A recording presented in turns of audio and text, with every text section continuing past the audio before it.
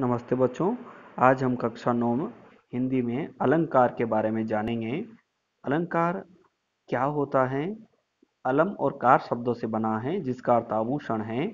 और ये जिस तरह से महिला सुंदरता में वृद्धि करते हैं वैसे ही ये नारी की सुंदरता को बढ़ाने के लिए जैसे आभूषणों का प्रयोग में लाती हैं, उसी प्रकार भाषा को सुंदर बनाने के लिए अलंकारों का प्रयोग किया जाता है। जो शब्द काव्य की शोभा बढ़ाते हैं उन्हें अलंकार कहते हैं। जो शब्द काव्य की शोभा बढ़ाते हैं उन्हें अलंकार कहते हैं। जैसे नारी अपनी सुंदरता बढ़ाने के लिए आभूषणों को प्रयोग में लाती है। ठीक है, तो वैसे ही अब आगे हम देखते हैं।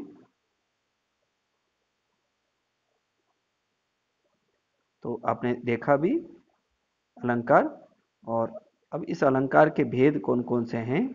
साहित्य में रस शब्द शक्तियाँ गद्य पद्य दोनों में होती हैं। अलंकार छंद बिंब का प्रयोग होता है। तो यहाँ हम देखेंगे एक उदाहरण। भूषण बीना न सोइए कविता बनिता मित। एक पंक्ति है, इसका कहने में भाव है काव्य को शब्दों व दूसरे तत्वों की मदद से सुसज्जित करने वाला ही अलंकार कहलाता है। यहाँ पे ये एक पंक्ति है, इसमें कहा है कि काव्य शब्दों दूसरे तत्वों की मदद से सुसज्जित करने वाला ही अलंकार कहलाता है। अब अलंकार प्रयोग के आधार पे कितने होते हैं? 3 हुए। इनमें से आप शब्दालंकार, अर्थालंकार और उभय अलंकार कितने हैं? 3 है। पहला शब्दालंकार, दूसरा अर्थालंकार, तीसरा उभयालंकार। ठीक है, अर्थालंकार, उभयालंकार और उभयालंकार, शब्दालंकार, अर्थालंकार और उभय अलंकार। एक में शब्दों के द्वारा चमत्कार, दूसरे में अर्थ के द्वारा, उभयालंकार में शब्द भी होगा अर्थ भी होगा। ठीक है, आगे हम देखते हैं शब्दालंकार और शब्दालंकार की परिभाषा। जो अलंकार शब्दों के माध्यम से काव्य को अलंकृत करते हैं वह शब्दालंकार कहलाते हैं। जैसे अगर इनका पर्यायवाची रखेंगे तो उसका शब्दालंकार लुप्त हो जाएगा। शब्दालंकार के भेद हैं अनुप्रास, यमक और श्लेष। शब्दालंकार के जो भेद हैं वह हैं अनुप्रास, यमक और श्लेष। ठीक है, 3 है। अब अनुप्रास अलंकार को सबसे पहले हम देखेंगे। जब किसी काव्य को सुंदर बनाने के लिए किसी वर्ण की बार बार आवृत्ति हो तो अनुप्रास अलंकार कहलाता है। किसी विशेष वर्ण की आवृत्ति से वाक्य सुनने में सुंदर लगता है। जैसे एक उदाहरण है, चारू चंद्र की चंचल किरणें खेल रही थी। चार इसमें है, चारू चंद्र की चंचल किरणें खेल रही थी जलथल में। तो यहाँ पे आप देखेंगे आवृत्ति हो रही है, च च। तो यहाँ पे च च वर्ण की आवृत्ति हो रही है। कौन से वर्ण की आवृत्ति हो रही है? च वर्ण की। किस वर्ण की आवृत्ति हो रही है? च वर्ण की। तो इसलिए यहाँ पे आप देखेंगे ये अनुप्रास अलंकार है। कौन सा अलंकार बताया मैंने आप बच्चों आपको? अनुप्रास अलंकार, क्योंकि इसमें कौन सी आवृत्ति हो रही थी? च वर्ण की आवृत्ति हो रही थी। ठीक है, अब दूसरा हम पढ़ेंगे यमक अलंकार। कौन सा पढ़ेंगे? यमक अलंकार। जिस प्रकार अनुप्रास अलंकार में किसी वर्ण की आवृत्ति होती है, उसी प्रकार यमक अलंकार में किसी काव्य को सौंदर्य बढ़ाने के लिए एक शब्द की बार बार आवृत्ति होती है। किसकी आवृत्ति होती है? बार बार एक शब्द की आवृत्ति होती है। किसकी आवृत्ति होगी? शब्द की, लेकिन अर्थ अलग अलग होगा। आपको यहाँ पे अर्थ अलग अलग होगा, ये ध्यान रखना है। और शब्द की आवृत्ति बार बार होगी।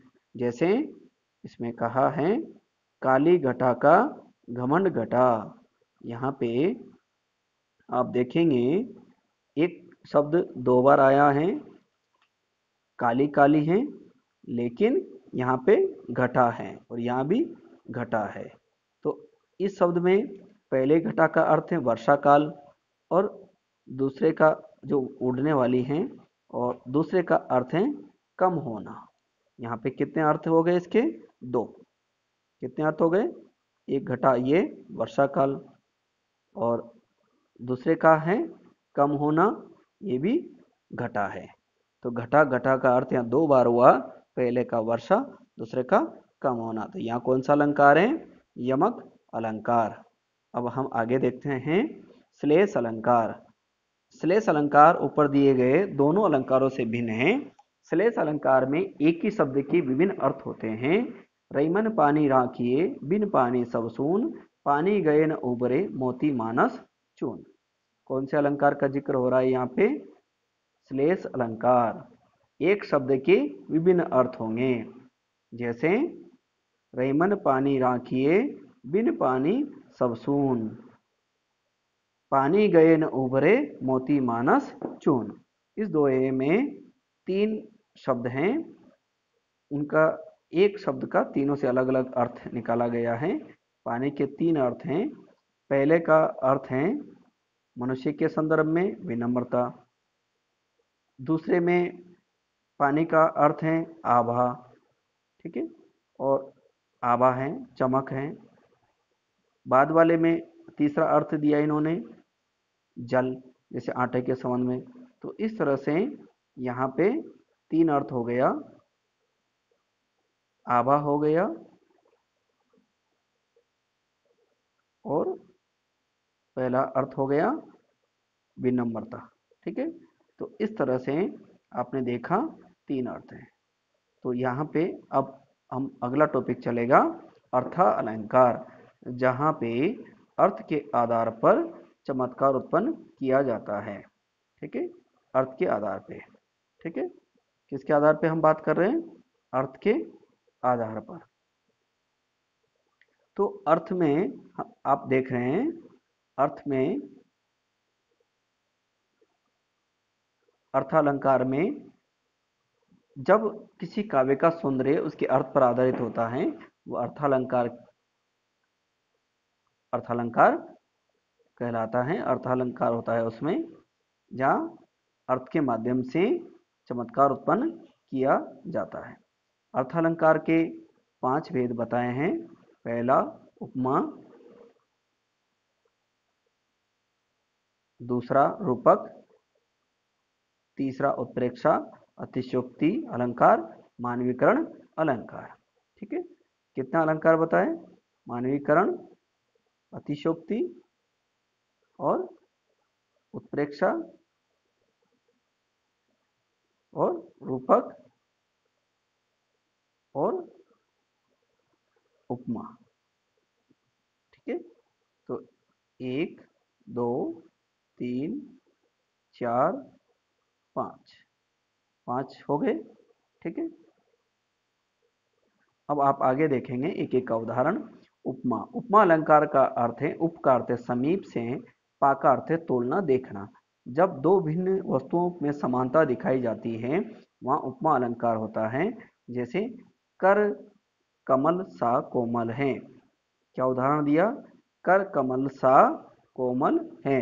तो यहाँ कमल सा कोमल से तुलना की है, पैरों की तुलना कमल को बताया गया है। दूसरा उदाहरण देखेंगे इसमें रूपक। कौन सा देखेंगे? रूपक। रूपक में उपमान और उपमेय में भिन्नता का अभेद दिखाया जाए, ये रूपक अलंकार कहलाता है। कौन सा? रूपक, ठीक है। अब इसका उदाहरण है मैया में तो चंद्र खिलौनो लेऊं। मैया में तो चंद्र खिलौनो लेऊं, वो कह रहा है मैया में तो चंद्र खिलौनो लेऊं। यहाँ चंद्रमा और खिलौनों में समानता न दिखाकर चांद को ही खिलौना बोल दिया गया है, इसलिए ये रूपक है। अब आप अगला देखेंगे उत्प्रेक्षा। कौन सा अलंकार देखेंगे? उत्प्रेक्षा। उत्प्रेक्षा जहाँ उपमेय और उपमान के होने की संभावना का वर्णन हो। संभावना का वर्णन, क्या ध्यान रखेंगे? संभावना।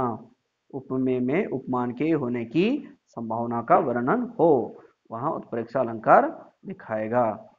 अब कैसे, इसमें क्या महत्वपूर्ण चीजें हैं, ठीक है।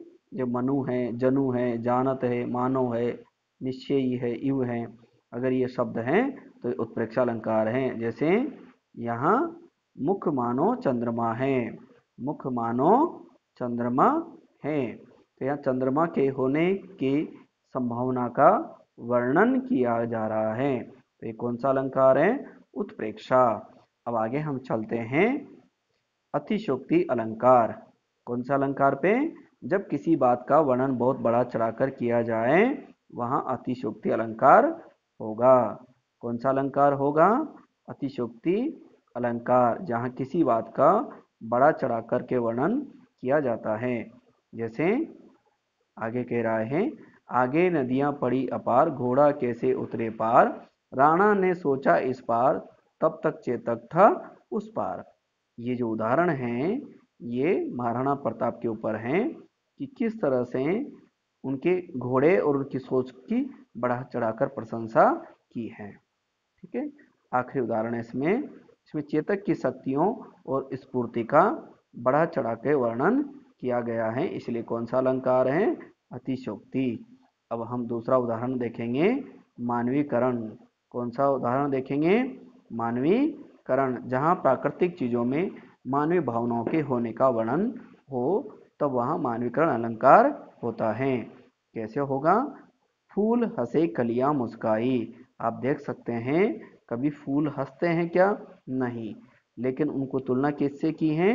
जैसे मनुष्य करता है, जैसे मनुष्य हंस रहा हो या जैसे कलियां हंस रही हो। तो यहाँ कौन सा अलंकार है? मानवीकरण अलंकार। कौन सा अलंकार का जिक्र किया? मानवीकरण अलंकार। ठीक है, तो इस तरह से आज विद्यार्थियों आपने सीखा किसके बारे में? अलंकारों के बारे में।